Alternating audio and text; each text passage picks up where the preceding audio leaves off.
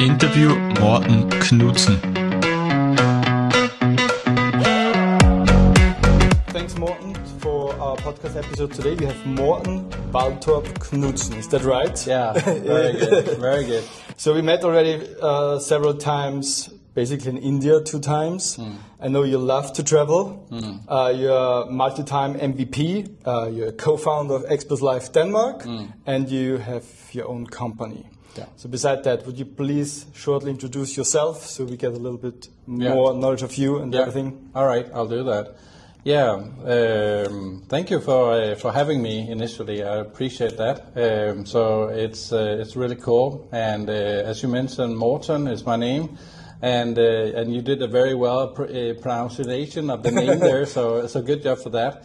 I have been in the industry since 1991, so it's like 35 years close by. And prior to being self-employed that I am right now, I had a company called Mindset, where I had 75 employees.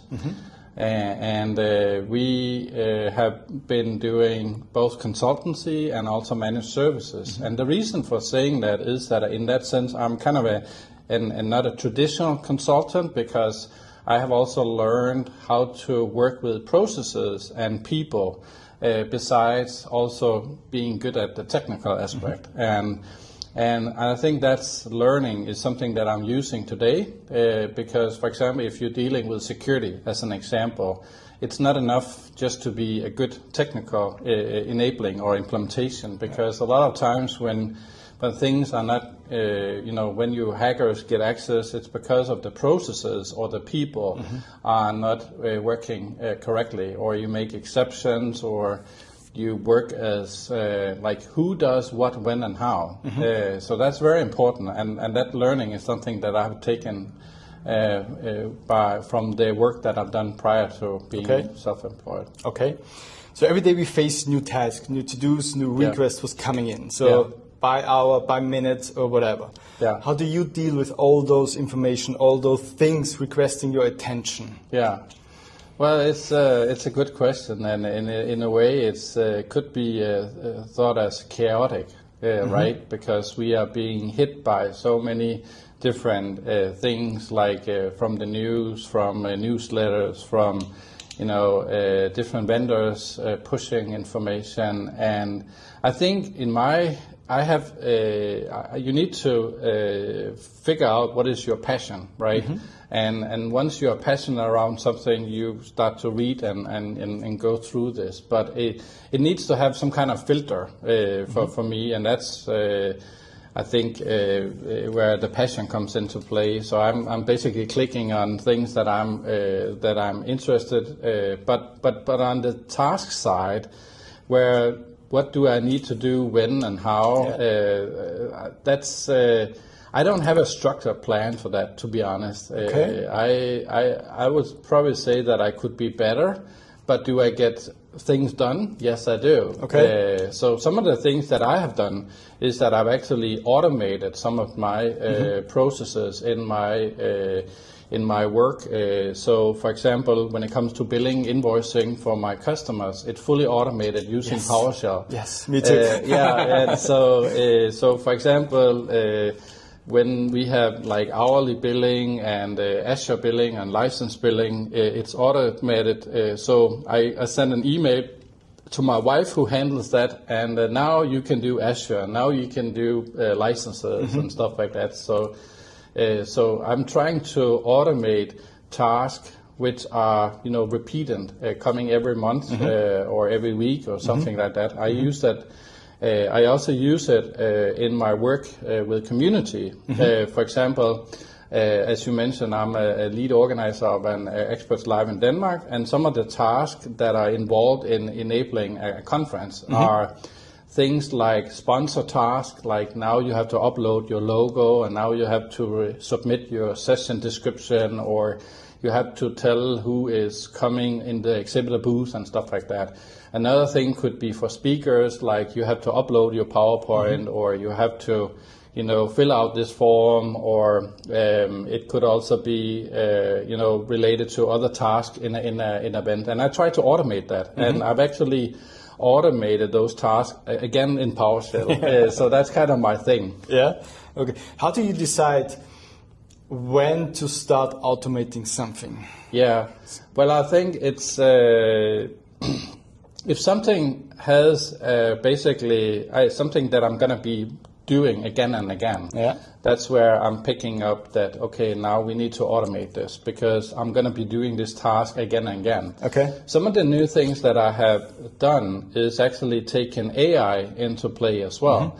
So, for example, I have one task where I'm exporting multiple sources, and I made a complete prompt, and I'm throwing that prompt against the data, and then the output should be, for example, some pictures, some spreadsheets, and this is where it's actually become tricky, because you can do the same prompt 10 times, and you get 10 different results with AI, and that's where the unpredictability around it is somewhat challenging today compared to doing it in PowerShell that we all love.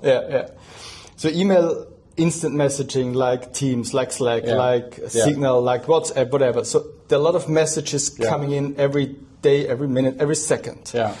How do you deal with all those messages coming in?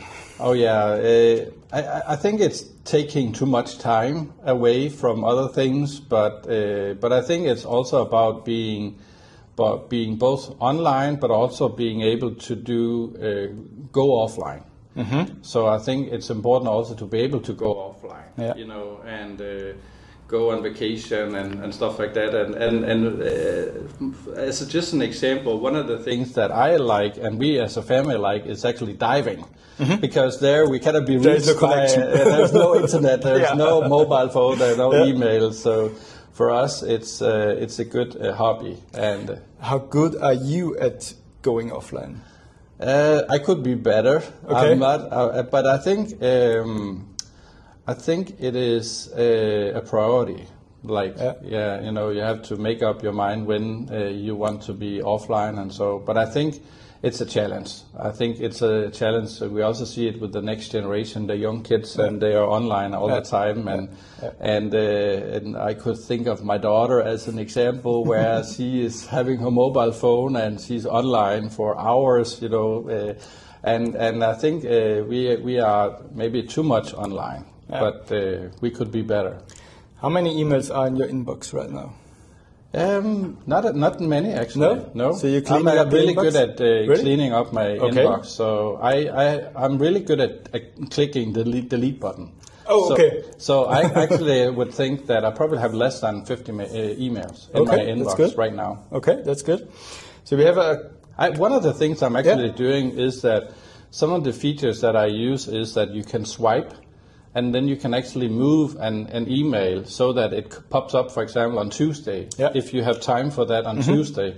So in that way, you can actually kind of remove it from your eyes by pushing it and deal with it on Tuesday. But you keep your to-dos in the email ecosystem, or do you have a central list where you plan all your to-dos? I use Microsoft Planner and to-dos, and we as a family used Microsoft to-dos very much. For example, for grocery shopping, for planning a trip, packing. So we use that very much, and by that we can reuse the tasks that we have done or the packing list that we have done. So what do we need for a diving trip or a skiing trip and so on? So we use that very much, and we share it as a family so that everyone can, basically do assignments and add to the list. Okay. So we have now quick fire round questions. So just yes or no, a quick question would be the idea. So what is your favorite productivity tool? I would probably use To-Do. To-Do. Yeah. Do you prefer paper or digital tools? Digital. Coffee or tea? Coffee. Office or home office?